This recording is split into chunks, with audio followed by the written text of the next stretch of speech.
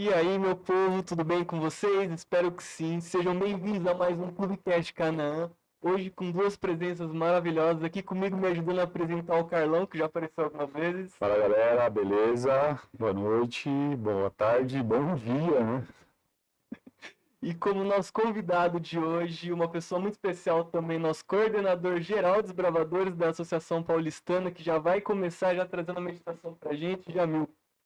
Boa noite a todos, um privilégio poder estar aqui. Bom dia também, boa tarde, boa madrugada, enfim, né? O mundo da internet permite que a gente esteja em qualquer lugar, a qualquer momento. É verdade. É uma alegria poder estar aqui, receber o convite de vocês. Eu tenho assistido alguns dos podcasts, não consegui assistir todos ainda, mas tenho alguns assistidos, não é? E é um privilégio poder participar com vocês e compartilhar com vocês também um pouquinho da palavra de Deus. Eu quero começar com um texto que é um texto bastante interessante. Está lá em Provérbios 23, verso 7, na primeira parte desse texto, né? Ele diz, porque como imagina em sua alma, assim ele é. Algumas versões diz, porque imagina em seu coração, assim ele é. Outras versões dizem, porque como imagina em sua alma é. O fato que o contexto do texto aqui está dizendo que aquilo que eu penso de alguém, porque se você ler a continuidade do texto, ele vai dar essa sugestão, torna aquela pessoa aquilo que eu penso sobre ela. Então, se eu penso que o Carlão é um cara sensacional, não importa o que ele faça, para mim ele sempre vai ser uma pessoa sensacional, porque a minha ideia sobre ele determina quem ele é. Alguém pode vir dizendo para mim coisas horríveis que ele tenha feito, mas porque eu acredito, exatamente até por conta da nossa relação, de que aquilo que ele faz é bom, não importa o que os outros digam, para mim ele sempre será aquilo que eu penso. E eu costumo dizer que quando esse texto me permite tornar quem eu penso aquilo que eu penso, o texto também me permite pensar que aquilo que eu penso sobre mim torna a mim aquilo que eu penso. Então, quem é você? Quem sou eu? Essa é uma pergunta bastante interessante que eu costumo fazer no meu consultório para as pessoas, e de vez em quando eu faço essa pergunta, é uma confusão tremenda, porque normalmente as pessoas costumam dizer assim: ah, eu sou o Jamilva, tudo bem, esse é seu nome, mas não é você. Ah, eu sou psicólogo, tá bom, isso é o que você faz, mas não é você. Quem é você? As pessoas têm uma dificuldade enorme de conhecerem a si mesmas. E porque aquilo que eu penso sobre mim determina quem eu sou e eu não sei quem eu sou, eu posso estar disponível para ser qualquer coisa. E essa é uma das questões mais interessantes do contexto do ser humano ou das relações humanas, não é? Às vezes a gente dá muito mais valor para o outro do que o valor que a gente dá para si mesmo. E muitas pessoas têm as suas vidas destruídas exatamente à base daquilo que eles acreditam acerca de si. Algumas pessoas, inclusive, quando a gente vai para o campo da psicologia, por exemplo, elas crescem ouvindo: você não presta, tudo que você põe a mão não é bom, aquilo que você faz não dá certo, você nunca acaba o que você começa. E aquilo vira uma verdade tão intensa na vida da pessoa que ela cresce insegura e às vezes até cresce acreditando que é incapaz de fazer qualquer coisa. Sabe aquelas pessoas que quando você convida, ah, vamos fazer tal coisa, ah, não vai dar certo. Pensamento meio negativo, a pessoa ela não costuma não aceitar as coisas porque ela acha que sempre vai dar ruim, porque ela cresceu com a vida dela toda sendo determinada a acreditar que ela não era suficientemente capaz. E aí, mais uma vez, eu insisto, não é? Quem é você? O que, que você pensa sobre você? O fato é que se a gente pega ainda o contexto da palavra de Deus, Deus deixa muito claro quem nós somos. Nós somos nação santa, povo escolhido de Deus, nós fomos separados para proclamar as verdades de Deus, a luz de Deus em meio às trevas, e Deus não daria essa missão para qualquer um, o que significa dizer que você aí que está do outro lado, nós que estamos aqui, nós não somos qualquer um. Deus ele tem sonhos grandiosos a nosso respeito, e o que Deus pensa a nosso respeito também determina muito daquilo que somos, desde que a gente também tenha um bom relacionamento com Deus para entender o que ele espera da gente. E aí eu também complemento essa pergunta, não é, com outra. Se você sabe quem é você, você sabe o que Deus espera de você, Se você sabe o que Deus espera de você, você está fazendo aquilo que Deus espera de você. E se você não sabe o que Deus espera de você, aonde é que você tem buscado saber o que Deus espera de você? A gente ainda vai para a Bíblia também. A Bíblia apresenta algumas coisas bastante interessantes, né? Se você pega a história de José, que sonhou coisas grandiosas, ele sonhou que o sol, a lua, as estrelas se curvavam diante dele, ele sonhou que feixes de trigo se curvavam diante dele, e ao ponto dos próprios irmãos considerarem ele maluco, o pai ficar um tanto quanto indignado, porque você está dizendo que eu e sua mãe vamos se ajoelhar perante você, e de repente lá no final da história estava o pai, os irmãos, todo mundo se ajoelhando perante ele, porque Deus havia dado para ele aquele sonho. E o interessante é que sonhar, todo mundo sonha, né? A questão é que quem é que sonha os sonhos de Deus? E José sonhou os sonhos de Deus. E quando Deus deu para ele a possibilidade de entender o que Deus gostaria que ele fizesse, ele entendeu que o que Deus escolheu ele para fazer eram coisas grandiosas. E ele só foi. Ele não questionou. E o interessante é que, ainda que ele fosse, para que tudo aquilo que a grandiosidade de Deus determinava para a vida dele acontecesse, ele precisou passar por umas situações muito difíceis. Ele foi jogado num buraco pelos seus próprios irmãos, que tramaram matá-lo, mas não é, por uma intervenção não fizeram. Aí, de repente, os irmãos dele tiram ele do buraco e ele fala, pô, vocês estão sacaneando a mim, vou contar pro pai, né? Sabe aquela coisa do irmão mais novo? Vou contar tudo pro pai quando chegar em casa. De repente, não tinha mais casa, não tinha mais pai, porque os irmãos venderam ele como escravo. Como escravo, com certeza ele não foi, vem cá, dá um abraço aqui, vou te dar um camelo. Não, ele deve ter sido amarrado, arrastado pelo deserto, indo para longe da sua casa, deve ter chorado muito com a possibilidade de nunca mais pôr os pés naquele lugar. Aí daqui a pouco ele se vê dentro da casa de uma pessoa muito importante, que porque reconheceu o talento que ele tinha, deu para ele a possibilidade de ser um governante dentro daquele lar.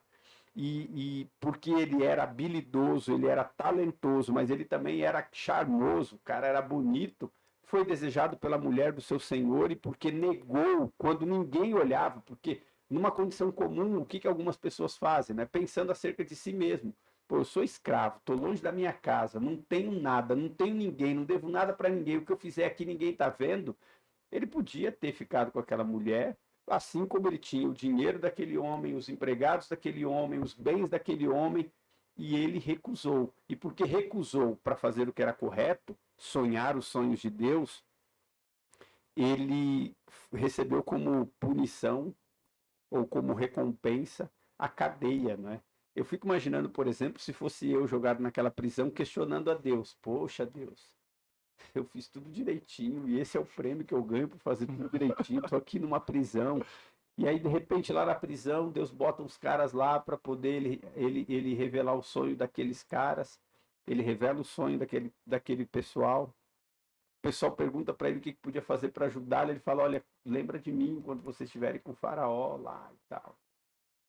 Passaram-se muito tempo antes dos caras lembrarem quem ele era. E aí, quando lembraram dele, ele foi tirado da prisão, e só aí ele foi tirado da prisão e foi levado para um palácio, onde, no final da história, para resumir, ele se tornou governador do Egito, não salvando apenas o povo do Egito, mas salvando parte da sua nação, sua própria família e os seus irmãos. Eu insisto, tudo isso começou porque ele sonhou o sonho de Deus, e ele acreditou que ele era capaz, independentemente daquilo que diziam para ele. Faz ideia quantas vezes ele deve ter ouvido alguém dizer assim, você é um escravo, mas ele dizia assim, Deus disse que eu não sou um escravo. E as pessoas diziam para ele, você não vale nada, Deus está dizendo que eu tenho valor. Ele acreditou, ele escolheu acreditar no que era positivo ao invés de dar voz para aquilo que era negativo da sua vida, que é o que acontece com muitas pessoas, não é? Infelizmente, porque, como eu disse anteriormente, algumas pessoas crescem ouvindo coisas negativas acerca de si mesmas, elas não acreditam nelas. Algumas pessoas, elas não acreditam tanto em si mesmas, que tudo que ela tem de força para acreditar em alguém, ela deposita no outro. E acaba se frustrando, porque as pessoas nunca podem dar para a gente aquilo que Deus pode nos dar. E José, ele escolheu confiar em Deus, acreditar em Deus. E o final da história foi aquele que nós conhecemos. ele se reencontrou com o pai, reencontrou com seus irmãos, ele perdoou os seus irmãos quando ele tinha tudo para poder se vingar deles, porque ao invés de escolher o caminho do mal, ele escolheu o caminho do bem, e é exatamente porque ele tinha essa predisposição que Deus sonhou para ele planos grandiosos. E aí eu termino dizendo que quando você acredita em quem você pode ser, e muito mais do que por conta das suas próprias forças, mas por conta daquilo que Deus escolheu você para ser, se você tem forças para ser usado por Deus dentro de uma prisão ou como escravo, Deus com certeza vai te honrar colocando você num palácio para ser usado por ele como um governador, como um líder, como alguém que pode proclamar a verdade no meio das trevas, para que as pessoas também acreditem em si, mas acreditem em um Deus que morreu por elas para dar para elas a possibilidade da vida eterna. Então, o recado que eu quero deixar para você e que está nos assistindo nessa oportunidade é de que você precisa acreditar em você. E eu insisto na pergunta, quem é você? Porque aquilo que você pensa acerca de si mesmo determina muito de quem você é. E quem você é não deve ser determinado pela capacidade de imaginar que você pode ser o que você quiser, como os livros de autoajuda dizem. Você é aquilo que Deus escolheu você para ser. É coisa antiga, a gente está no YouTube, mas eu sou da época do Orkut. Nossa. E o Orkut perguntava assim, né? Quem é você? O Orkut fazia essa pergunta. Logo nas primeiras perguntas, quando você fazia lá seu cadastro, e a resposta dessa pergunta ficava lá bem na primeira página, assim, né? Estampado como ali. se fosse a bio do Instagram. Exatamente, exatamente. E aí eu me lembro que eu respondi, eu sou aquele por quem Deus entregou o seu filho para me salvar.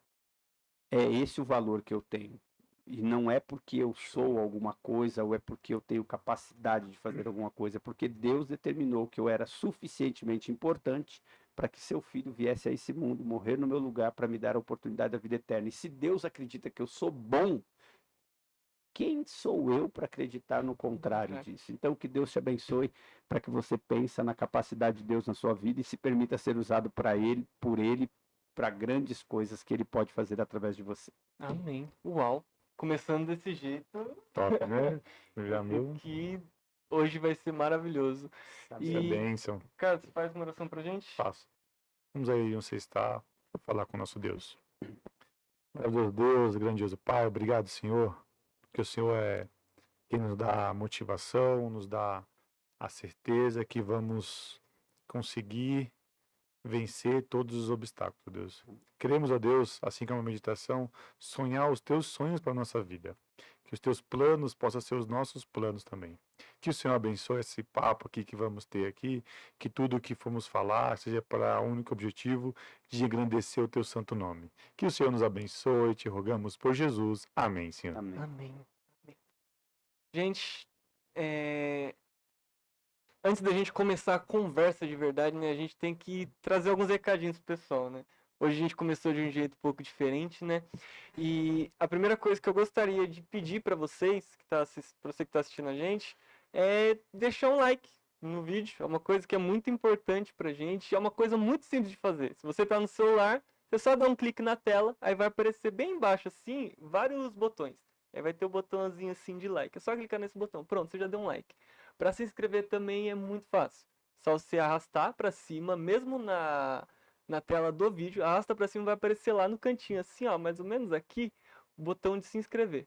Aí você se inscreveu e curtiu e foi bem rapidinho com 2 cliques, beleza? Segunda coisa que eu quero pedir para vocês.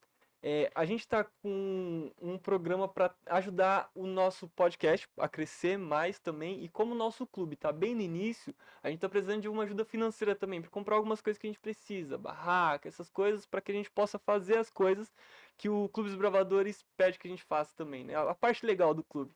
E aqui embaixo na descrição vai ter o link e vai ter a chave Pix e os dados da conta para você também fazer a sua contribuição. O valor que você quiser. A gente só pede que na descrição do Pix, por exemplo, você coloque lá Desbravadores, que a gente já vai saber o que é. E falta alguma coisa? É isso aí. Deixa o seu like. contribua, siga a nossa página. É isso aí. Sim, é verdade, o Instagram. Logo, logo, a gente vai ter também, a gente vai começar a fazer ao vivo. E a gente tá pensando em fazer as perguntas, vocês participarem também ao vivo quando a gente estiver fazendo com perguntas lá no nosso Instagram, aqui no YouTube também nos comentários, beleza? Então não perde tempo, na descrição também tá o Instagram de cada um de nós três, o Instagram do clube para você poder fazer as suas perguntas também, beleza? E agora vamos começar, né, a nossa conversa. Tá, você já falou um pouquinho quem que é você. Agora eu quero que você seja um pouquinho mais específico. Quem que é o Jamil? Jamil, o que que você faz? Pô, eu faço essa pergunta direto, mas eu nunca recebi essa pergunta. Eu sou uma pessoa apaixonada por gente, dedico a minha vida há muito tempo para ajudar pessoas e me alimento disso. Eu acho que isso me move, não é? Eu gosto de gente, eu gosto de estar com gente, principalmente quando é gente pequena, né? Criança é comigo mesmo, e não à toa, por isso que a gente está no Clube de Desbravadores. Eu tenho uma dívida de gratidão enorme com o clube, e por essa razão é o ministério hoje na igreja que eu dedico a maior parte do tempo para servir, embora a gente sirva de vez em quando em outros ministérios e já liderou alguns na igreja local também. E diante desse contexto, eu diria que o que me move é isso, não é? Gente. Eu trabalho com gente no meu consultório, no final de semana eu trabalho com gente na igreja, e a minha vida é viver do lado de gente. Então, esse sou eu, um cara apaixonado por pessoas. Você disse que é psicólogo. Há quanto tempo você é psicólogo? Sou formado desde, deixa eu ver se eu lembro, 2012. Não é muito tempo, não. 2012. 5 anos de faculdade, né, que é o período do curso da curso de psicologia. E desde então, formado, já está fazendo aí 10 anos, 11 anos de formado. 11 anos. Rapaz, e há pouco tempo. É, 11 anos, a idade do menino tá entrando no clube a agora. gente sempre olha para quem está acima, né? Então eu fico pensando assim, tem gente que tem muito tempo mesmo, né? Então eu tô novinho nessa história de psicologia, mas sempre fui apaixonado por isso. Eu tive oportunidade de fazer outros cursos, outras faculdades. A primeira vez que eu tentei fazer psicologia na minha vida, o curso custava R$5.000. Nossa. Falei, meu Deus. Mas era reais mesmo, Carlão? R$5.000, Carlão. R$5.000. Aí não deu certo por uma série de razões. Por fim, eu vim fazer já depois de casado, depois de pai, e aí já era adulto. Mas consegui realizar esse sonho e hoje, nossa, se eu tivesse que voltar no passado para fazer alguma coisa, com certeza eu faria de novo psicologia. Cara, eu te compreendo. Eu tô na luta também para voltar para a faculdade de psicologia também. Eu comecei, fiz um semestre, tive que parar, infelizmente, também. Agora tô para casar, acho que vai acontecer a mesma coisa, né? Depois de casado, com filhos, voltar também. Mas vamos ver, né? O plano de Deus é maior que o nosso, sempre, né? Sempre. Bom, eu tô meio complicado aqui. Tô no meio de 2 psicólogos. Vou pensar antes de falar. Vou falar bem pouco. Carlão, já vou te dar a letra. Só analiso se pagar. Então, se não tiver pagamento, meu irmão, fica em paz, que você não vai ser analisado por mim, você não vai ser analisado. Fica em paz. Não, isso é uma coisa que acontece muito, né? Às vezes você tá lá conversando com a pessoa meia hora, dando risada, brincando. O que você faz? Eu sou psicólogo. A pessoa vira estátua, né? Na hora, né? Tô com medo, vai me analisar. E de verdade, eu sei que algumas pessoas têm dificuldade com isso. Eu, dificuldade zero. Quando eu tô aqui, eu só sou o Jamil. Eu sou psicólogo quando eu tô cuidando de alguém. Agora, desprovido de qualquer teoria freudiana ou qualquer outra parecida com isso, eu tô aqui como Jamil. Ainda mais nesse momento, pra quem não sabe, a gente tá gravando sexta-noite, sábado já, né? Pois é, então cara, fique em paz. Hoje não dá. Fique em paz. Hoje então. nem se pagar. Fique em paz. Mas posso te recomendar uma terapia no meio da conversa. Dependendo do que você disser aí, pode ser que eu recomendo até um psiquiatra. Eu não vou dizer muito não, mas eu vou perguntar bastante. Sim, e uma coisa que você falou que é uma coisa que te apaixona, é o Clube dos Bravadores. Como que você conheceu o Clube dos Bravadores? Sempre foi adventista? Como você conheceu a igreja? Minha mãe, ela era obreira, não é? ela recebia da igreja para poder dar estudo bíblico para as pessoas e trabalhava no que tinha muito no passado chamado séries de conferências, não é? E aí vinha um evangelista e aí ele passava ali 30, 40 dias naquela região e contratava algumas pessoas para trabalhar em tempo integral, dando estudo bíblicos o dia inteiro.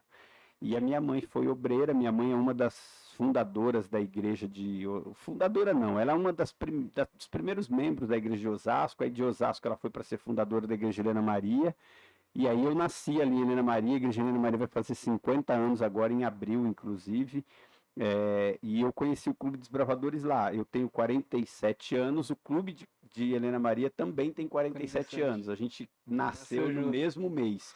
Eu faço aniversário em 3 de março. O clube ele foi aberto dia 17 de março. Então, o clube, eu conheci o clube lá. E aí cresci, meus irmãos eram desbravadores, meus irmãos mais velhos, meu irmão mais novo foi desbravador.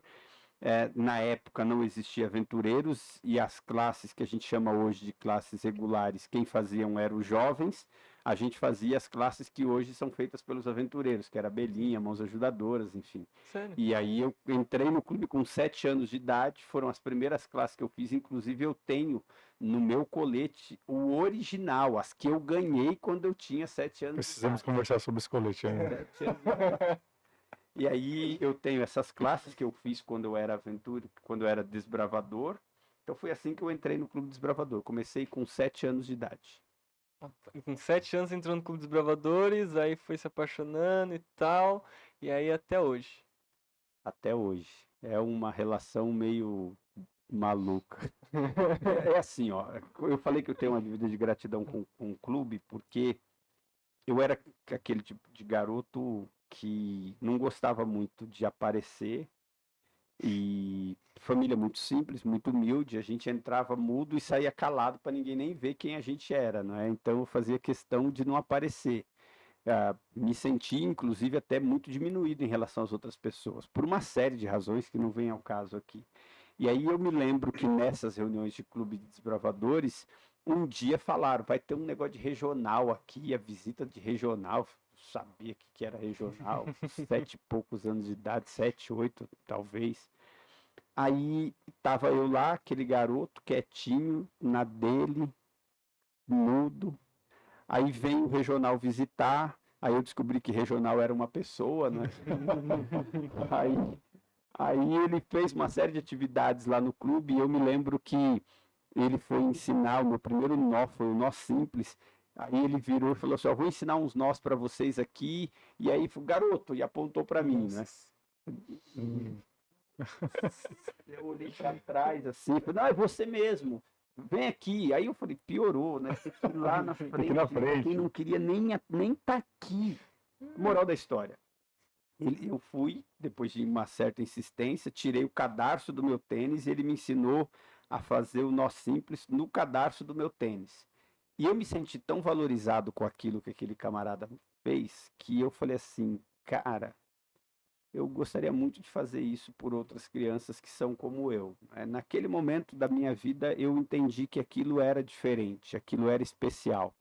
E aí começou a minha dívida de gratidão com o clube, assim, o regional na época era o Odinei, ele hoje é da Baixada Santista, não é? Ele mora na região ali do Guarujá, se eu não estou enganado, de vez em quando a gente fala aí pelas redes sociais, e aí ele fez, né, criou essa paixão.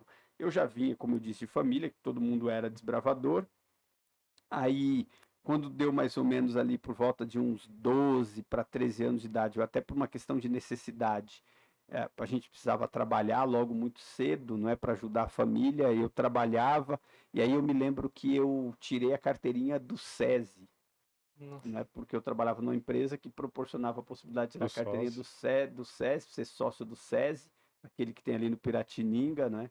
E aí domingo de manhã para mim morreu, né, irmão? Acabou, né? Morreu. Parque, né? Domingo de manhã eu pegava minhas coisas e ó, cinema na época era um videocassete, a gente não tinha em casa, pô, eu ia para lá para assistir filme, passava o domingo lá, assistia filme, depois do filme eu ficava na piscina, depois da piscina eu ia jogar futebol, depois eu voltava para a piscina, depois eu voltava para casa no final do dia. E nesse período eu me afastei do clube e também me afastei um pouco da igreja. Fiquei bem afastado da igreja, ao ponto inclusive de ir no SESI no sábado. Me lembro de uma vez que eu dei um mergulho. Quando eu levantei, tinha um cara, era da igreja. Se não contar para sua mãe, eu não vou contar. Se não contar para minha mãe, eu não conto para sua. Tá tudo certo, combinado. Eu não te vi, você não me viu, tá tudo bem. Eu já contei isso para minha mãe, né, algumas vezes, falei até em sermão sobre isso. O fato é que eu fiquei bem afastado mesmo, de clube e de igreja. Aí eu me lembro que um domingo de manhã, por alguma razão eu não estava no clube, no SESI, não é? E aí terminou a reunião do clube e veio uma galera na minha casa me visitar. E eram da galera do clube. Meu irmão, que hoje é pastor, meu irmão caçula, ele continuou no clube, ele continuou indo para o clube, e aí o diretor, na época, que é o Joel, que hoje é ancião na Igreja Central de Osasco, ele estava ali na diretoria, era ancião, enfim. Eu falei, você tem um irmão, não tem? Tem. Ele tá meio sumido. Ele não tá vindo mesmo não e tal. Falei, vamos visitar seu irmão? Vamos. Aí terminou a reunião do clube, o clube foi na minha casa me visitar. E aí naquele dia o clube me resgatou, não é? Eu voltei pro clube naquele dia e de lá para cá, desde então, nunca mais deixei de ir pro clube e deixei de ir na igreja. Foi um resgate mesmo. Então, por essas duas dívidas de gratidão, por ter sido tratado de uma maneira muito singular, muito especial, e por ter sido resgatado, minha dívida de gratidão com o clube é eterna. Amém. Você falou que naquela época o clube era a partir dos 7 anos. 7 anos. E quando que mudou isso? Mudou quando surgiu os aventureiros. Sim. Aí dividiu, não é? De 6 a 9 anos ficava nos aventureiros e de 10 a 15 anos ficava no Clube dos Bravadores. Aí pegou as classes que eram as classes dos jovens, a classe dos ministérios jovens, né? Amigo, companheiro, precisa até guia, passou para o desbravador, os jovens não faziam praticamente essas classes. Aí passou para o desbravador e abelhinhas até luminares, edificadores, ficou com os aventureiros. Foi nesse momento que foi feita a divisão. Você tinha quantos anos mais ou menos nessa época já? Nessa época eu já era regional. Eita. Uns 20 e pouquinho. Uns 22, 23, porque aqui na Associação Paulistana, junto com uma galera, hoje, dos que estão atuais aí, o Rai é um deles, se eu não me engano, o Breda, não sei, mas nós éramos regionais de desbravadores e de aventureiros, porque estava começando naquele momento. E essa coisa do aventureiro funcionou mais ou menos assim, não é?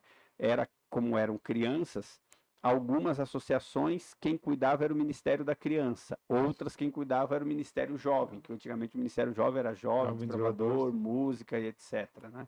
E aí era o Ministério Jovem.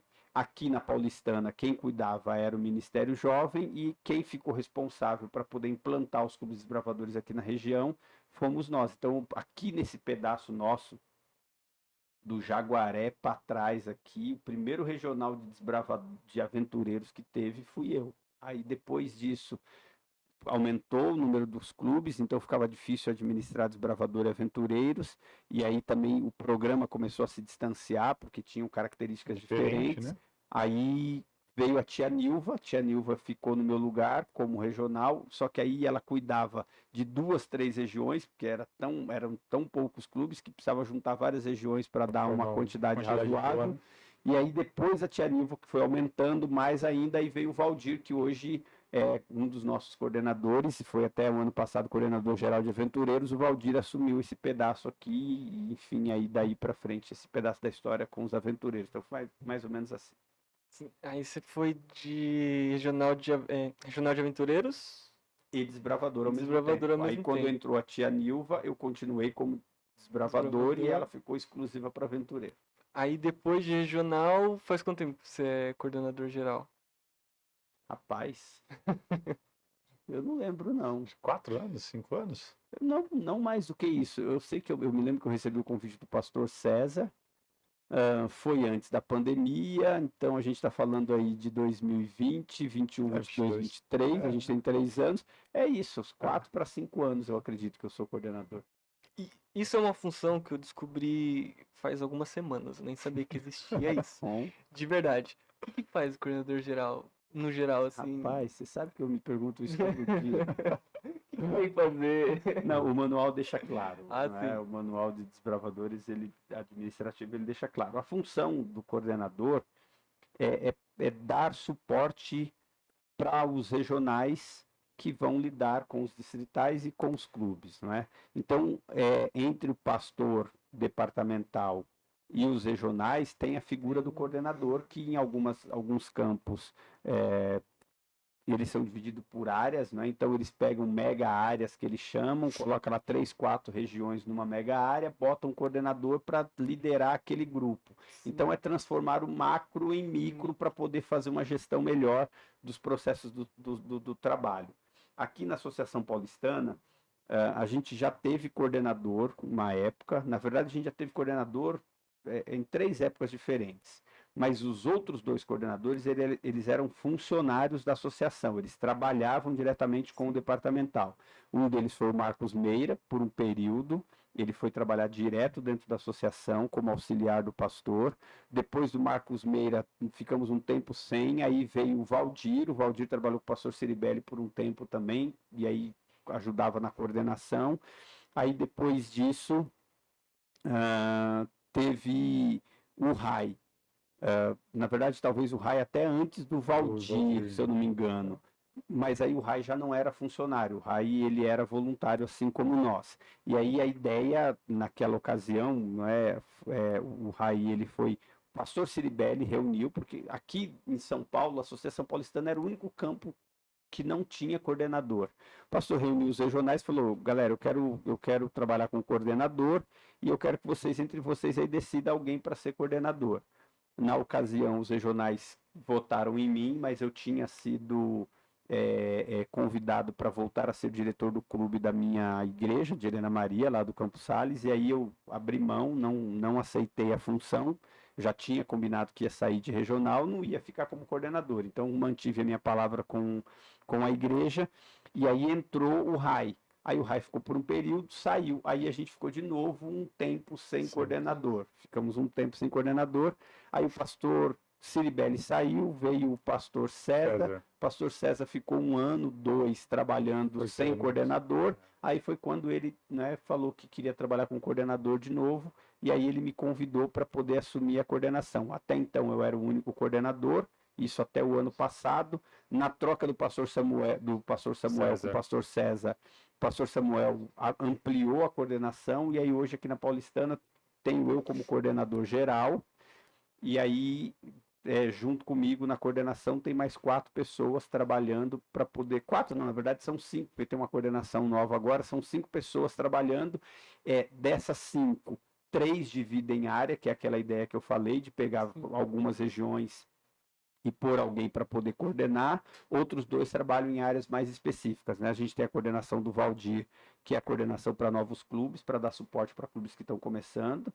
A gente tem a coordenação do Dr. Everton, que é a coordenação de saúde, que a gente está montando uma equipe de saúde de brigadistas, enfim, aqui socorristas aqui para o nosso campo. Eles trabalham mais especificamente nessas áreas, e aí tem o Ícaro, o Henrique e o Nedson, que são coordenadores de área. Eles têm uma área específica que eles cuidam, mas eles também lidam direto com os regionais. Então, toda essa equipe é intermediada aqui por mim para dar suporte para o pastor. Eu lido com eles, resolvo muitas coisas com eles e a gente discute aqui com o pastor para fazer os projetos andarem. Eita, então tu fica com a parte prática, pode-se dizer, né? Na verdade, teórica. A teórica, porque o meu trabalho é mais estratégico hoje do que prático. Eu vou chamar de trabalho prático a reunião do clube de domingo de manhã. Embora eu esteja a maioria dos domingos em algum clube, eu vou muito mais naquela coisa de dar uma palestra, bater um papo, dar uma especialidade, fazer um requisito, participar de uma reunião, do que necessariamente fazer a coisa funcionar. Mas aquilo que acontece no contexto do campo, aí é onde entra o meu trabalho, né? De pensar junto, de fazer a máquina girar. É um trabalho que praticamente as pessoas não veem, porque acontece aqui no campo dos bastidores. Dos bastidores aqui, da organização mesmo. E daqui se espalha para vir abençoar o clube aqui, abençoar o desbravador lá na ponta. Nossa, Show. de verdade, eu não sabia que existia todas essas funções. E é interessante que tem uma classe, né, que pede pra colocar, como que é o nome? Organograma? O organograma. Organograma A da hierarquia, função, né? Na hierarquia, verdade, o isso. organograma que você tem que colocar lá do diretor, na verdade, desde o Desde- conselheiro até a Sim. associação Associação geral. geral. Na classe de líder também Na tem classe de isso, líder. algumas outras classes aí Sim. eles pedem. Se eu não me engano, na classe regular é desde a unidade do capitão até o regional, né? Se eu não me engano. Agora me falha a Eu memória. acho que é por aí. Eu sei que de vez em quando eu pego umas pastas aí de liderança para poder corrigir, Aí eu eu- sei que vem até a eu associação É. geral, vai Associação até geral. lá em cima, Mas né? líder Porque eu lembro até o regional por conta disso. Quando eu Uhum. fiz essa classe, eu não lembro qual que é, eu acho que era excursionista ou pioneiro. Pedia, eu fiz até regional. Disso eu lembrava. Acima disso, por isso que eu não fazia ideia que Uhum. tinha. Ah, bom que você já tá preparando o seu requisito, né? Mano, agora tô fazendo agrupadas, né? Ah, boa, eu tava Aí preparando. já ajuda nessa parte também. E eu fiquei sabendo que vocês dois têm bastante história pra contar. Olha, tem umas perguntas pra fazer pro Jamil aqui, ele Pode não vai escapar, não. Pode Eu já perguntar. vim em carro, né? Viemos juntos pra cá, já Preparando. pescando alguns assuntos, Deu né? até frio na barriga agora, meu Deus do céu. Não, não. O Jamil é um ícone aqui na Paulistana. Na verdade, é um ícone na divisão sul-americana, né? Uns caras foi desenvolvedor com 7 anos. E eu sou colecionador, né? E eu montei um acervo, tal, com uns amigos. E eu tava vendo lá um encarte do primeiro Campuri da Paulistana, lá em 93, acho que 93, se não me falha a memória. Lá, distritais lá, a equipe de coordenação do evento, tá lá, distrital Jamil Messias. Eu chamo ele de chefe, né, carinhosamente. Chefe, você hoje é coordenador geral. Para leigos, assim, não pastores, é o cargo, assim, é o auge, né, de que uma pessoa pode chegar não pastor. Você foi diretor de clube com quantos anos? Com 15 anos. 15 anos de idade. Foi um acidente de percurso, obviamente, Explica para nós. mas foi com 15 anos. Explica para nós, Então- como que é ser diretor com 15 anos de idade? Então, a gente tinha um clube muito forte nessa época lá em Helena Maria e tivemos um problema com a diretora que infelizmente não podia continuar no clube e não tinha quem se dispusesse a liderar o clube. E aí a comissão da igreja se reuniu, nessa época eu já tinha cargo na igreja, já atuava com outras funções. No clube eu era só o desbravador, porque era a idade ainda de 15 anos de idade, né, mas até 15 anos de idade, mas na igreja eu já tinha cargo. E aí a comissão, sei lá, da onde Graças tirou ao essa Espírito ideia. Santo. Eu prefiro pensar desse jeito para não pecar. Mas de forma insana me escolheram para ser diretor do clube. Aí eu entrei para ajudar. Era uma criança cuidando de criança, né? Eu me lembro que naquele ano tinham 62 desbravadores no clube. Uau, grande, hein? Daqueles Qual era o 62 clube? desbravadores, Campos Sales, aqui da igreja de Helena Maria, em Osasco. Daqueles 62 desbravadores, a gente tem hoje 4 pastores por aí trabalhando no ministério, né, com a graça de Deus. E a gente estava ali, então, a gente estava ali liderando o clube. E aí, óbvio, não é? Eu reproduzia muito daquilo que eu aprendi com quem me dirigiu e tinha o apoio da igreja, a comissão da igreja, parte dela entrou no clube para ajudar, eles só precisavam de alguém para dirigir e esse alguém acabou sendo eu. Então, eu aprendi muito com liderança a partir desse contexto. Foi quando eu comecei a participar de comissão da igreja, foi quando eu comecei a me envolver com pessoas mais maduras do que eu, e aí eu lembro, né, com 12, 13 eu estava praticamente fora da igreja, e essa mesma igreja foi lá me buscar através do clube, me trouxe de volta, e com 15 anos eu estava servindo lá, então foi assim que começou essa história minha de direção de clube de desbravadores. E aí você ficou quanto tempo na direção do Campos 3 Sales? anos. 3 anos. 3 anos como diretor do Campos Sales, até receber um convite que me tirou do clube, Foi o convite para ser distrital. para ser distrital. E qual que é a maior diferença do diretor para um distrital e para um regional? Qual que é a maior dificuldade? A maior dificuldade é lidar com gente. Não, ó, E ama lidar com gente no começo. E é por isso que é gostoso lidar com gente, porque não é lógico, não é? Não é igual um computador, que você Não. tá com problema, troca uma peça, resolveu. Não, você tem o mesmo problema com duas pessoas, cada uma vai pensar o problema de um jeito diferente. Então, por isso que gente é apaixonante. Mas o fato é que, assim, eu falo isso até hoje.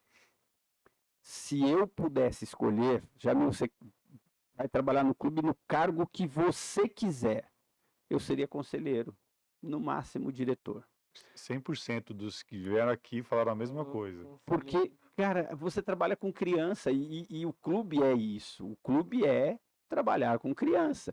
Quando eu me tornei distrital, regional, coordenador, eu deixei de trabalhar com criança.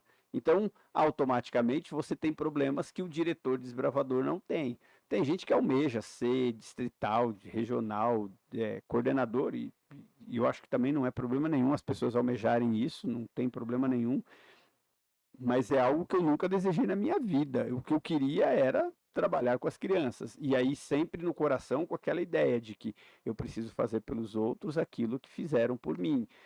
A diferença é que, assumindo a função de distrital, eu pensei, poxa, se eu estou conseguindo fazer um trabalho legal no clube, ao ponto desse trabalho ser reconhecido e eu ser convidado para ser distrital, pode ser que eu consiga ajudar outros clubes de outras igrejas a fazerem um trabalho legal para que outras crianças também sejam abençoadas. E aí foi quando eu assumi o desafio, com 18 anos de idade, para ser distrital, e esse foi o maior desafio que eu tive aí essa maior diferença, né? A gente continua trabalhando com criança, mas a gente tem muito problema com adulto. Eu diria que hoje minha função é até essa em partes, né? Administrar, intermediar, apaziguar problemas no contexto da liderança do clube. Mas eu amo mesmo estar com a molecada. E quem me conhece um pouquinho, quando eu vou no clube, vacilou, eu estou no meio da molecada. Porque é ali que eu aprendo, ali que eu me divirto, ali que eu dou risada, ali é que é verdadeiro. Então, é a hora que você ganha um abraço, é a hora que você ganha um sorriso, é a hora que você dá um abraço e um sorriso que pode fazer na vida de uma criança a diferença que fez na minha vida. Então, é nesse contexto que eu amo trabalhar com o clube.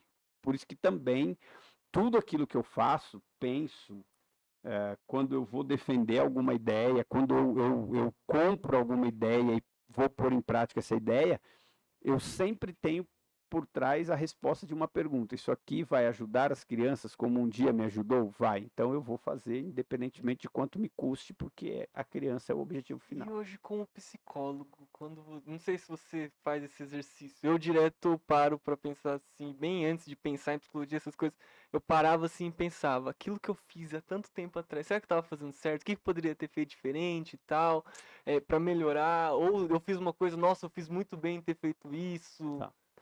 Eu não penso desse jeito, de verdade. Eu analiso muito o resultado. Sim. Eu trabalhei com vendas durante uma boa parte da minha vida, então a gente aprende a viver baseado em resultado. Então tudo aquilo que eu faço, eu sempre avalio logo na sequência de ter feito, o que foi bom, o que foi ruim. E aí, o que foi bom, vamos continuar. O que foi ruim foi uma oportunidade para eu não repetir de novo. Então eu não fico olhando para trás. Eu procuro crescer imediatamente após aquilo que foi feito, sobretudo quando deu errado. Então isso aqui é uma coisa que eu não posso fazer mais porque já deu ruim. Sim. Vou daqui para frente. Então eu costumo não olhar para o passado por isso. Ô, chefe, vamos olhar para o passado, sim. Nós já passamos alguns perrengues junto aí e tal, em eventos. Eu sou novinho, não sou igual você aí, desde 7 anos. Mas conta aí pra gente aí. Já foi em vários campuris, acho que você participou de todos os campuris da Paulistana, né? Pior que não. Não? Não. Mas qual que foi o maior perrengue que você passou em Campuri? Seja como diretor, como distrital, como regional, como coordenador. Você fala, não, cara, isso aqui não dava pra resolver. Deus foi que resolveu esse perrengue aqui pra nós aqui. Cara, conta aí pra nós aí. Talvez alguém já tenha falado, e se não falar, certamente alguém vai falar em algum outro encontro com vocês aqui.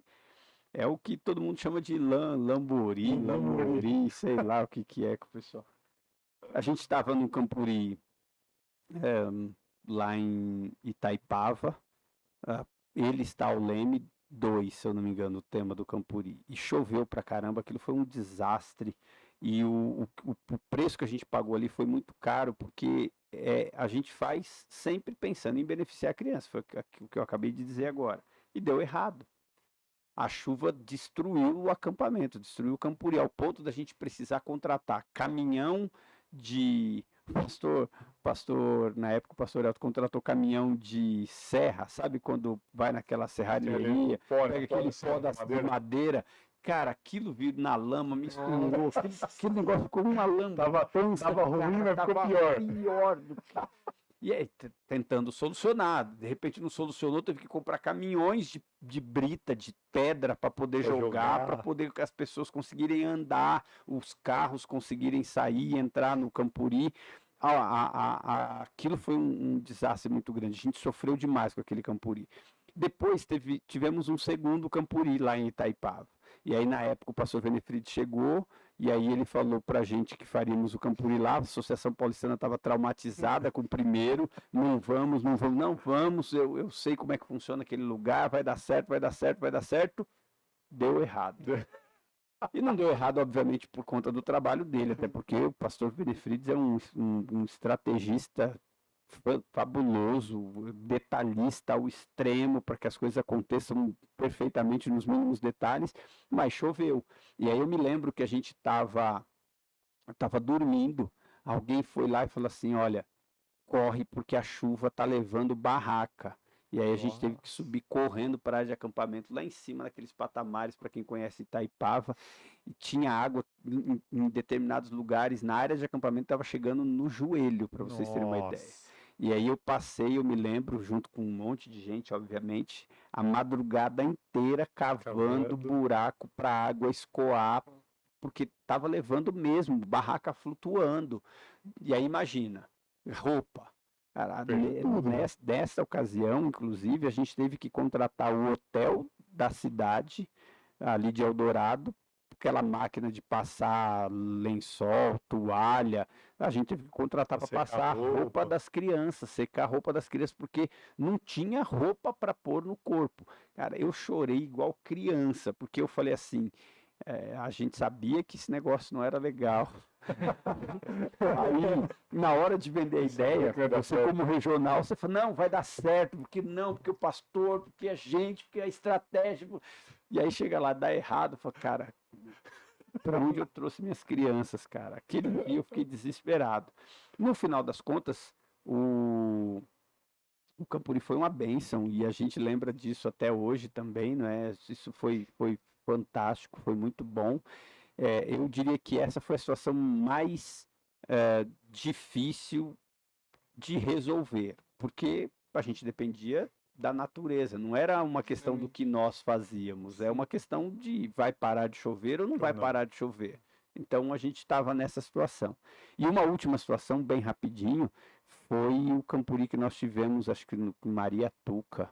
Eu esqueci o nome do Campuri, aquele que a gente escreveu a Bíblia, Palavra Viva. Que faleceu uma garota lá no final do Campuri, eu era da segurança, e aí, lamentavelmente, a gente, desde quando montou toda a estratégia, desde quando a gente foi visitar o Campuri pela primeira vez, a gente falou, esse lago aqui, a gente tem que cuidar dele com muito carinho. A gente tinha gente naquele lago 24 horas por dia olhando o lago para que ninguém passasse olhando para o lago.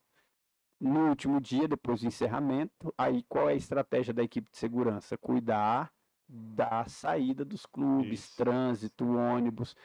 A gente passou todos os dias do Campuri sem nenhum incidente. Então a gente pegou toda a equipe, concentrou a equipe todinha para trabalhar com o fluxo de trânsito. Né?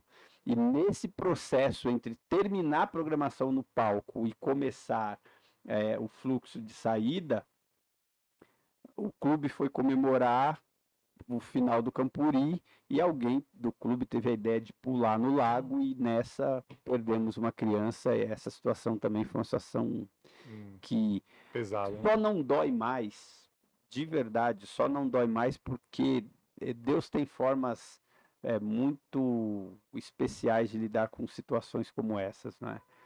ele consegue transformar maldição em bênção. A gente é especialista em transformar bênção em maldição, mas Estragar. Deus é Colocar nosso especialista dedinho e estragar, né? ele faz o contrário, ele transforma a maldição em bênção. Eu me lembro, eu era o responsável pela segurança desse Campuri, eu era diretor de clube, mas também estava trabalhando como chefe da segurança lá, coordenando a segurança. E aí, inconformado, extremamente chateado, porque no primeiro momento que vem na sua cabeça, pô, falhei, né, cara? Eu era responsável por isso aqui também. Eu também tinha que estar de olho. Muito embora naquele momento o diretor do clube estava ali, o diretor estava lá. Então, obviamente que a gente fica tentando arrumar uma forma da nossa cabeça de justificar o que aconteceu. Então, naquele momento, o que a minha cabeça estava dizendo era: a culpa é minha porque você falhou, você tinha que cuidar daquilo.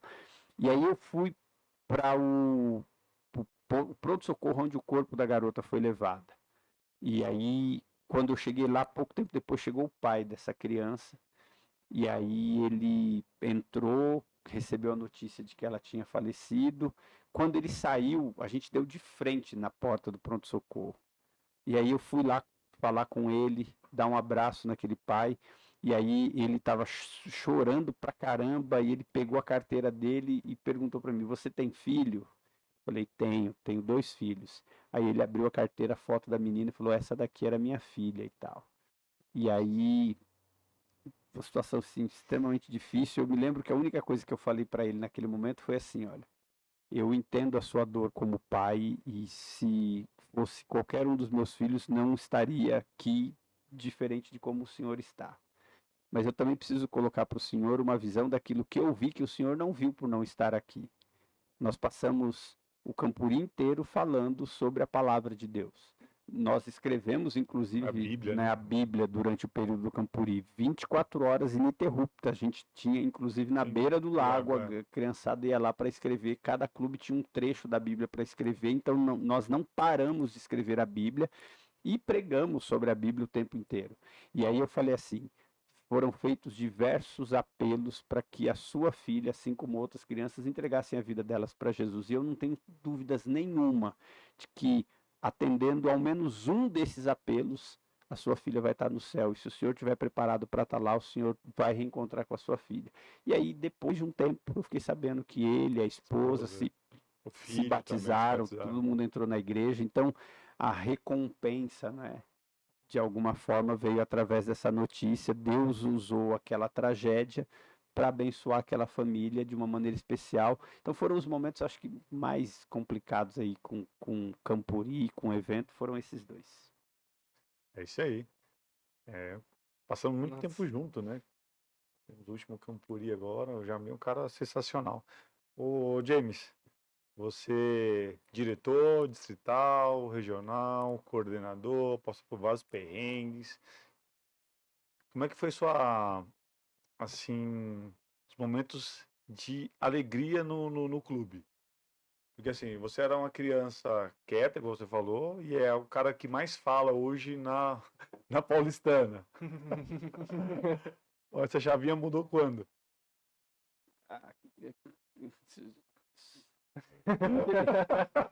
É que veio o ditado aqui que eu fiquei pensando: será que vale a pena falar esse ditado, né? Eu não vou usar o ditado, mas sabe aquela que a necessidade transforma a gente, né? Não tinha jeito, você tem que liderar, você tem que falar, né? Esse mesmo ano que eu me tornaram diretor de clube, foi o ano que eu preguei. O meu primeiro sermão na minha vida foi com 15 anos de idade, no dia do meu aniversário, 3 de março. E aí foi quando eu comecei a falar. Na minha época, lá na Igreja Helena Maria, cara, tinha conjunto, quarteto, dueto, trio, solo, coral. Eu era o único que não cantava, por questões óbvias, não é? Eu espero que você não esteja só ouvindo, porque senão você já desistiu. Mas o fato é que, porque eu não cantava, eu falei para Deus, falei: Senhor, eu quero fazer alguma coisa, eu quero ser útil. Se eu não canto, me ajuda de alguma forma a te servir por outro caminho. E aí eu entendo que foi aí que comecei a falar, e foi aí que Deus me deu o clube, e foi aí que as coisas começaram, né? Então de lá para cá a gente se desenvolveu bastante. Eu entendo inclusive que muito do sucesso que eu já tive fora da igreja foi um sucesso construído dentro da igreja, no sentido de que a igreja me qualificou como líder, me qualificou como homem, me qualificou como pessoa, como ser humano. Então, muito do que eu desenvolvi fora da igreja é coisas que eu aprendi na igreja. Normalmente a gente aprende fora e traz para a igreja, né? Eu aprendi muita coisa na igreja e levei para fora, por onde passei, trabalhei, e as alegrias foram diversas, né? Você me falou aí, eu me lembrei do dia do batismo da minha filha, que eu chorei igual criança, né? Mas eu não chorei por conta do batismo da minha filha. Minha filha tinha, estava certo que ela já ia se batizar. Eu já tinha tido meu filho se batizando, então não era a emoção do A primeira batismo. vez, As né? pessoas É. falam até hoje que era, mas tem um fato que aconteceu antes do batismo da minha filha que foi fantástico. A minha filha se batizou aqui num dos campuris em São Roque, o pastor Ciribelli que fez o batismo dela, e aí me deu um privilégio também, que, poxa, gratidão eterna ao pastor Ciribelli por isso. Eu estava lá esperando o batismo, daqui a pouco alguém pôs a mão no meu bolso, tirou meu celular, alguém falou, tira o sapato, quando eu vi eu já estava dentro do tanque, junto com a minha filha no momento do batismo dela. Então eu participei ali desta forma no batismo da minha filha, mas eu já estava chorando antes, e a razão de eu estar chorando foi porque na hora que a gente vai fazer o batismo, os clubes todos avançam, né? Isso. Vão para cima para poder assistir o batismo da criançada. Como o tanque batismal ficava ali na frente, e a gente tinha que meio que fazer um cordão de isolamento, porque se as pessoas chegassem muito perto, quem estava para assistir ou para quem filmar não conseguia filmar, porque não tinha nitidez pela quantidade de pessoas que estavam na frente. Então, naquele momento, eu já estava ali, porque seria o batismo da minha filha, então eu já estava ali. Estava ali porque eu era regional, então eu também teria que estar ali. Mas eu também estava ali exatamente naquele momento, naquele ponto, porque eu estava fazendo parte desse cordão de isolamento. E aí entrou um garoto para se batizar.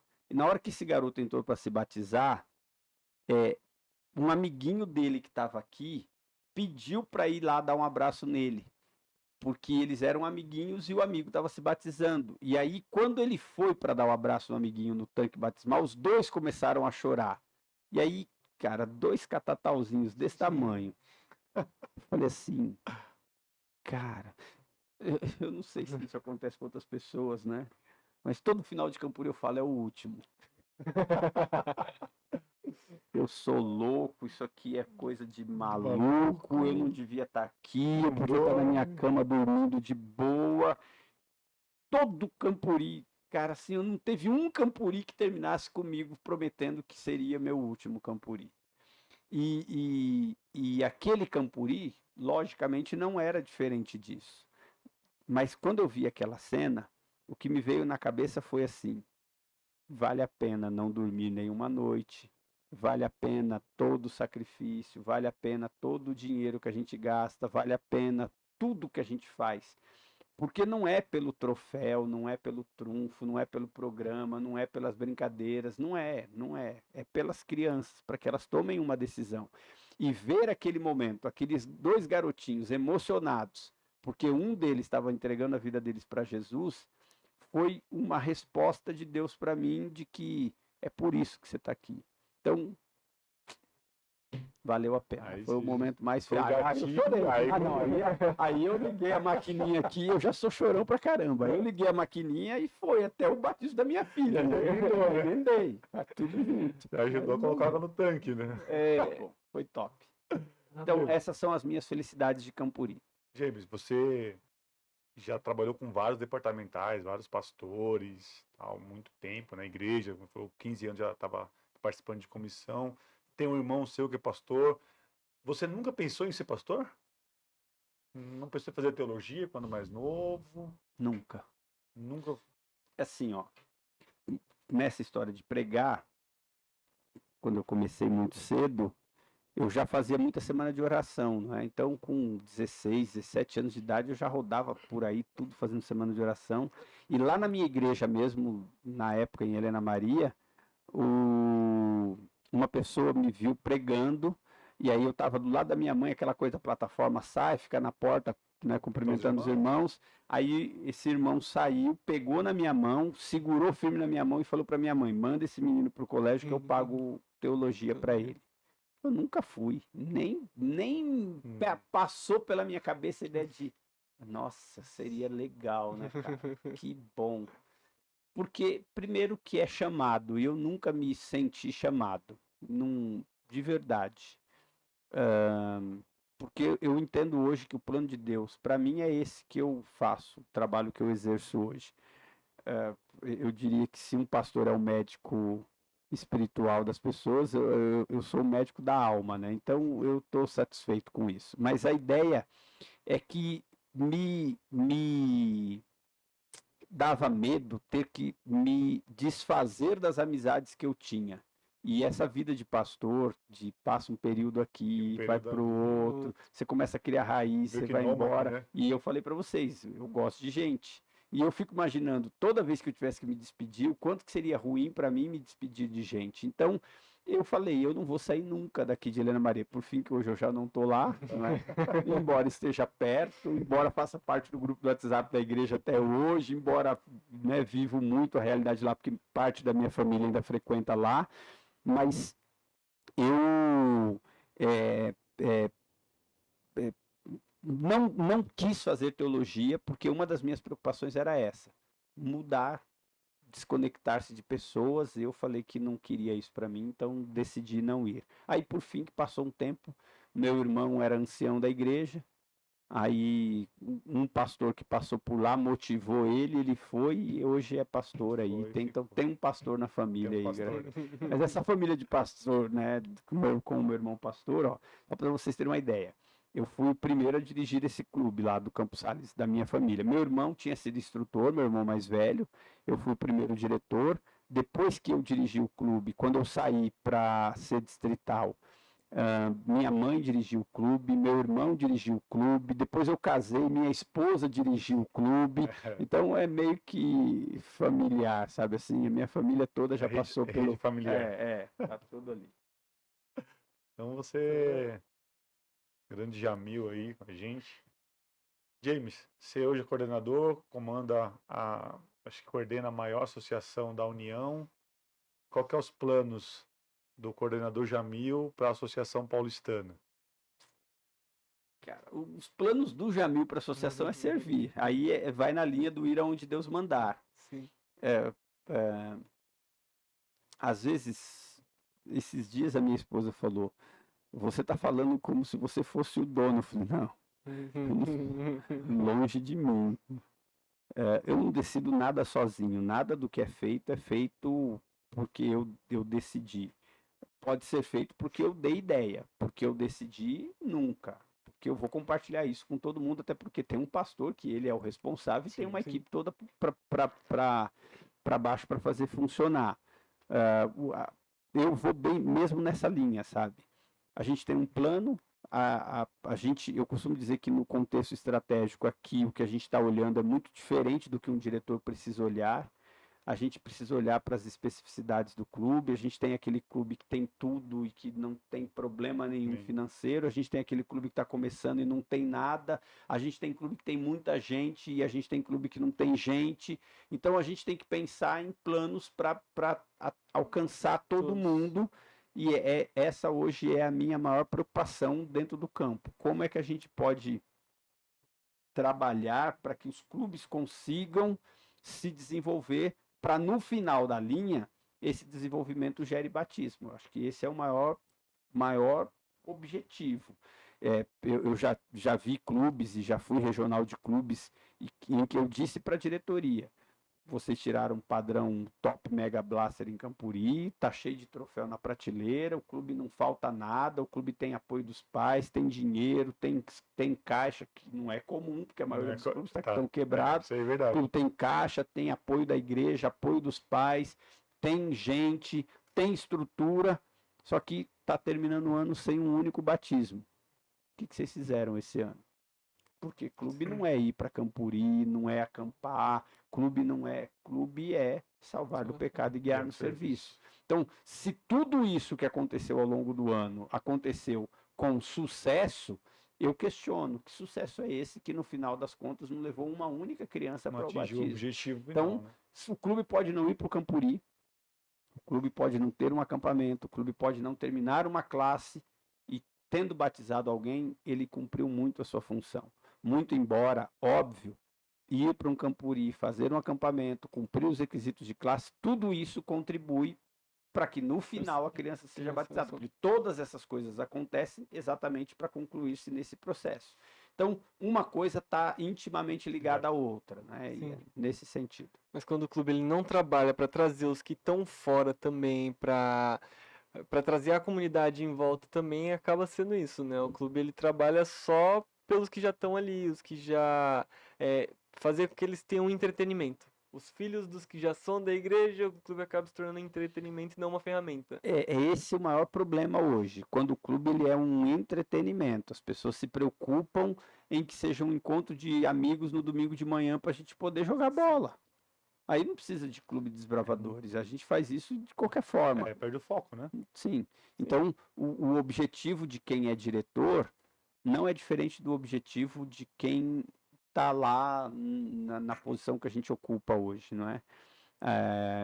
É sempre pensar tudo que está sendo feito, de que maneira o que está sendo feito vai abençoar alguém, vai alcançar alguém, vai fazer uma criança aceitar um apelo, porque aí, de novo, vamos voltar para o contexto lá do Maria Tuca, né, do Palavra Viva, a gente não sabe se imediatamente após tirar a machadinha de um campuri, uma criança... Pode ser o último, né?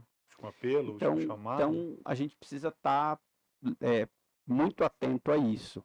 A gente vai fazer isso no formato da criança. E como é que acontece no formato da criança? Através de brincadeira, de gincana, de atividade, mais com propósito. Aí é uma ferramenta, é um caminho para, não é o fim. O fim não é estar reunido no domingo de manhã para se divertir, não. É o meio que leva a criança a uma decisão que é muito importante para a vida dela. Show. Jamil, falando em guiar dos coordenadores, né? Boa parte ali trabalhou com você em cargos como distritais e alguns regionais. O que você pensa da sua importância, o seu legado hoje na Paulistana? Essa pergunta me dá uma rasteira. A primeira resposta que me veio na mente foi assim, importância zero. Aí eu comecei a meditação dizendo, você tem valor.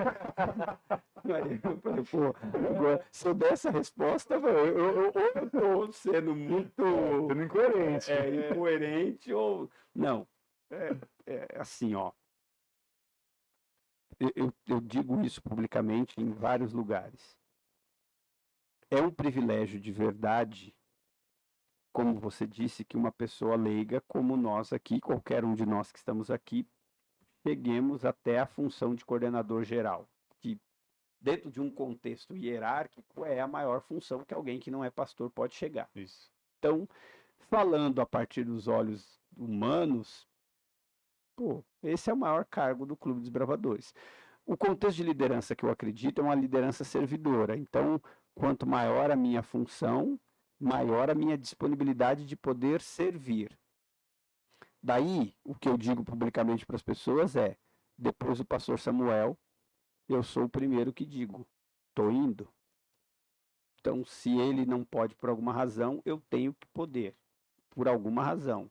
Eu tenho que ir, porque quando eu aceitei, ninguém botou uma arma na minha cabeça para eu aceitar. Me convidaram, eu avaliei, aceitei, recusei uma vez, depois aceitei.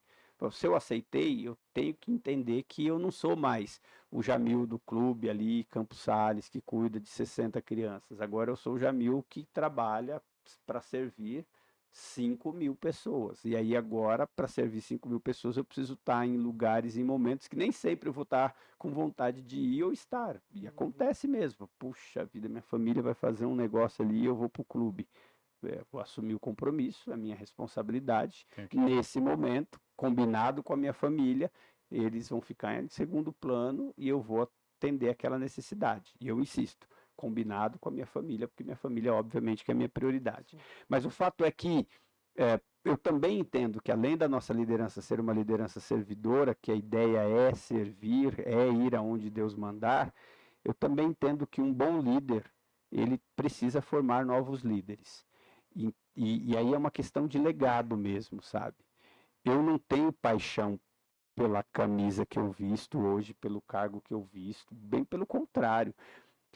Quando único coordenador, a minha preocupação era única. Eu preciso fazer um trabalho tão bom que abra a porta para que outras pessoas também ocupem esse lugar. Porque se em algum momento, em algum contexto, essa porta foi fechada por qualquer razão, eu não dormiria em paz se ela fosse fechada comigo nessa função. Então, bem pelo contrário, eu precisava abrir essa porta. E hoje a gente tem 5 coordenadores, 6 na verdade comigo. Isso significa dizer que a porta foi É aberta. aberto. Portas, mas e janelas. E eu sempre fiz isso. Então, eu nunca tive de verdade mesmo paixão por cargo. Eu não estou aqui porque eu sou coordenador. Eu estou aqui porque eu quero servir. Eu estaria de outra forma. Não preciso da função. A função é um mero detalhe hierárquico que dentro do contexto do clube funciona. Mas eu estaria aqui independentemente de função, como eu estou em outros departamentos, não tenho função nenhuma, como eu ajudo outros departamentos da igreja e não tenho cargo para fazer isso e faço com maior paixão. Então, a ideia aqui sempre foi essa. Quando eu era distrital, quando eu era diretor, alguém olhou para mim e falou: pô, tem valor no trabalho desse cara, ele merece uma oportunidade de fazer um trabalho melhor. Aí, quando eu me tornei distrital, fiz um bom trabalho, alguém olhou para mim e falou: pô, esse cara tem uma oportunidade aqui de crescer e fazer um trabalho ainda maior, de regional para coordenador. E eu me lembro que o pastor César falou isso para mim uma vez, nas minhas conversas com ele, de tô saindo fora, não posso ficar mais, já chega.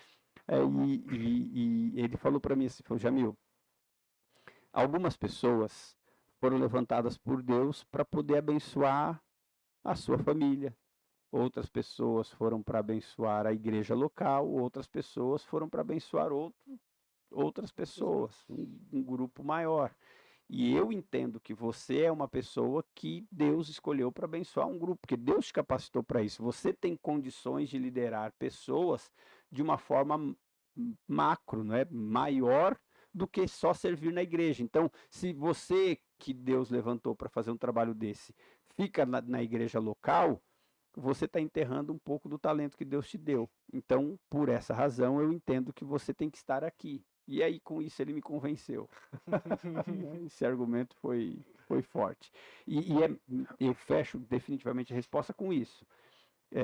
Se me deram oportunidades para que eu pudesse chegar até aqui, em momento algum eu saí de uma oportunidade dessa sem ter outras tantas pessoas que pudessem me substituir. Então, quando eu deixei de ser distrital, tinha gente para ficar no meu lugar. Quando eu deixei de ser diretor, tinha gente para ficar no meu lugar. Quando eu deixei de ser distrital, tinha gente. Quando eu deixei de ser regional, tinha gente. Quando eu me tornei coordenador, tinha gente. E eu espero que agora, quando eu saia, tenha gente. Porque a minha preocupação é essa. Eu não sou o fim, eu sou o meio. Nesse momento eu sirvo. Pode ser que eu não sirva a semana que vem. Então tem que ter alguém preparado para servir no meu lugar. Alguém preparado com a mesma paixão, com a mesma visão, com o mesmo cuidado, com o mesmo carinho e, obviamente, com a particularidade de como aquela pessoa pensa tudo isso. O que me move é a gratidão. Eu entendo que as motivações dessas pessoas podem ser diferentes do que a minha, mas o objetivo delas tem que ser igual: salvar do pecado e guiar no serviço. Então, vamos dar oportunidade para as pessoas, sem medo de ser feliz. Sem medo. Nunca tive medo de, nossa, eu vou pegar o Carlão aqui, vou ensinar tudo para ele, e aí amanhã os caras põem ele no meu lugar. Falei, graças a Deus, se tivesse colocado no meu lugar, eu estaria descansando. Eu sempre pensei assim. Comendo aquela pizza, né, Jamil? Sábado à noite, descansando, domingo, de boa, né? Cara, sabe assim, ó. Aí eu vou ter que falar esse ditado. Eu evitei o outro, mas eu vou citar. Todo mundo vê as pingas que a gente bebe, mas não vê os tombos que a gente leva, né? O ditado diz isso. Cara, tem final de semana que eu ando 300, 400 quilômetros. Num final de semana. Nossa, puxado, hein? Num final de semana. 4, 5, 6 compromissos num final de semana. Não é fácil. Final de semana passada mesmo, né? Você tava vindo Semana passada eu fui pregar numa igreja lá perto da Ilha do Bororé, no extremo da Zona Sul. Extremo da nossa associação, né? Aí gastei de lá para chegar aqui em casa, aqui em Osasco. Eu gastei mais ou menos umas 2 horas e meia. Cheguei em casa, deu tempo só de comer um feijão e aí ir para um compromisso, sair daquele compromisso e eu cheguei em casa sábado. Saí de casa às 8 da manhã, voltei para almoçar. Saí 2 e pouquinho, eu voltei na minha casa, era 9 da noite no sábado. No domingo de manhã, eu já estava em outro compromisso. Em domingo à tarde, eu estava na ápice dando uma palestra lá em Diadema. Então, É vida e ministério, né? aí é que tá. Tem gente que quer o cargo, mas não quer a responsabilidade. Essa é a diferença. Eu faço isso consciente. E tão consciente que se eu entender que por qualquer razão não dá mais, e não dá mais ou porque tá ruim para mim e para minha família, ou tá ruim para o ministério, eu abro mão. Porque, de novo, não é o cargo que me trouxe para cá. Então, se eu entender que o que eu estou fazendo não está servindo, eu abro espaço para outro. Gente para ocupar meu lugar, hoje eu estou tranquilo que tem, dá para escolher. Então eu vou em paz. Nessa linha aí eu vou em paz mesmo, cara. Assim como Deus preparou o Jamil para estar aqui agora, ele preparou pessoas antes do Jamil e está preparando pessoas para depois também, né? Sim. A gente tem que entender que a gente não fica com aquilo para sempre, né? Sim, mas você sabe que esse é um problema dentro do nosso contexto. Eu já lidei com diretores que eles pareciam o dono do clube, sabe? É meu, né? Meu. Meu.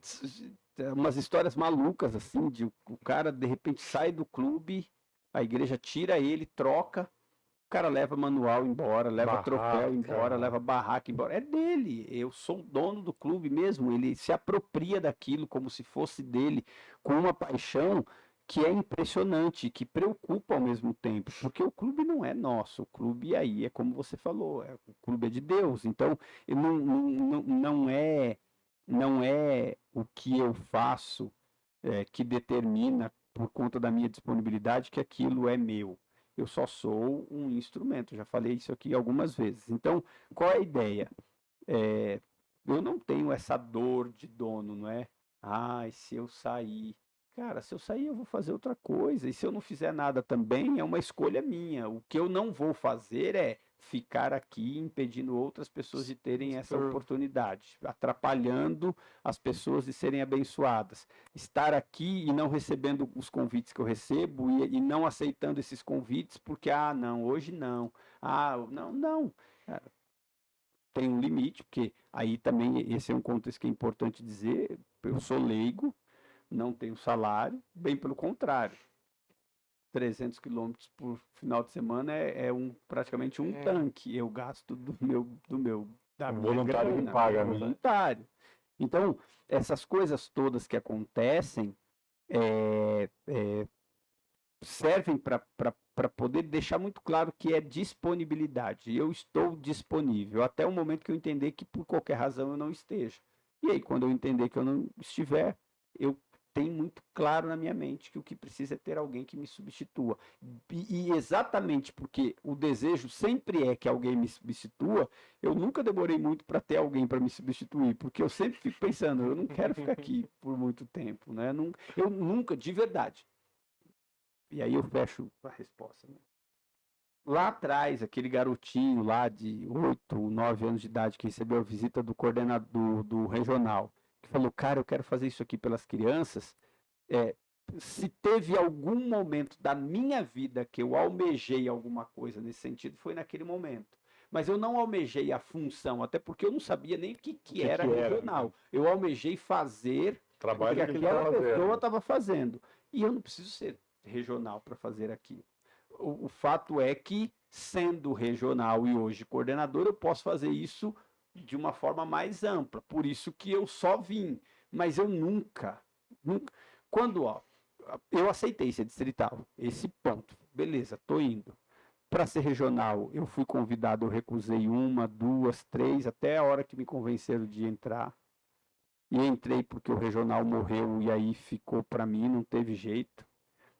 Para ser coordenador, eu recusei 1, 2 vezes até aceitar. Então, eu nunca quis o cargo. E eu falo isso de verdade, sim, com a maior tranquilidade do mundo. E talvez seja essa a razão, e eu falo isso para algumas pessoas, talvez seja essa a razão de eu estar aqui, porque eu nunca quis o cargo. Eu quis, de alguma forma, abençoar as pessoas. O cargo só me ampliou a Só possibilidade foi de uma abençoar um consequência, número né? maior de pessoas, uma consequência. E eu entendo que esse é o caminho, sabe?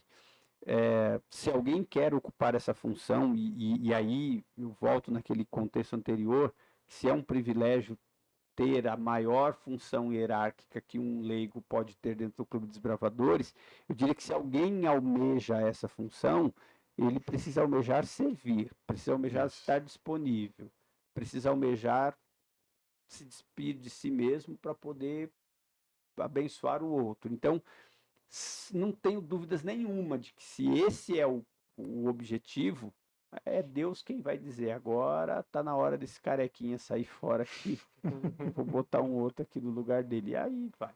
Aí eu vejo a aplicação do verso, né? Seja fiel no pouco e no muito te colocarei. Nem sempre Deus vai colocar no muito. Mas você sendo fiel, ele vai te colocar onde você tem que estar. E isso que você falou também é um detalhe legal, né? Tem uma diretora de clube que é daqui da região, inclusive da 11ª também. A gente foi muito amigo por um tempo, e aí eu digo foi, porque hoje a gente está mais afastado, até por conta dessa função, mesmo que quando era regional a gente falava o tempo Mais todo, depois próximo, deixei de né? ser regional, fica mais longe, né? Mas conversando com ela uma vez, ela falou assim para mim, e aquilo serviu de uma forma poderosíssima para mim. Ela falou assim, Jamil, enquanto eu passei a minha vida toda cuidando do filho dos outros, Deus cuidou dos meus filhos. Isso é verdade. Cara, eu achei aquilo de uma grandiosidade fantástica. E hoje eu posso dizer isso, você sabe, que eu estava pensando nisso essa semana. Eu não sei nem por quê. Eu estou falando daquele garotinho de 7 anos de idade lá atrás que entrou no clube, de uma família que tinha muita dificuldade, que nunca tinha feito um acampamento como desbravador, porque não tinha grana para acampar, para ir para um passeio. Quando conseguia ir, era um sacrifício gigantesco dos meus pais para conseguir grana para ir, porque não tinha condições. O primeiro Campuri que eu fui na minha vida foi esse Campuri que eu fui como distrital, para vocês terem uma ideia. Eu estou no clube desde os 7 anos de idade, o primeiro Campuri que eu fui com 18. Primeiro Campuri da minha vida. Mas o que acontece? Hoje, eu tenho uma série de conquistas que estão para além do desbravador. Eu tenho o privilégio de ter minha casinha, de ter meu carrinho, de ter meus filhos estudando na faculdade, de ter uma esposa maravilhosa, de ter, longe de riqueza, bem pelo contrário, mas de estar suficientemente bem para não ter que me preocupar com algumas coisas. E eu entendo que essa é a forma como Deus está cuidando de mim, sabe? Assim, cara, você está cuidando aqui disso aqui para mim? Deixa eu cuidar disso aqui para você.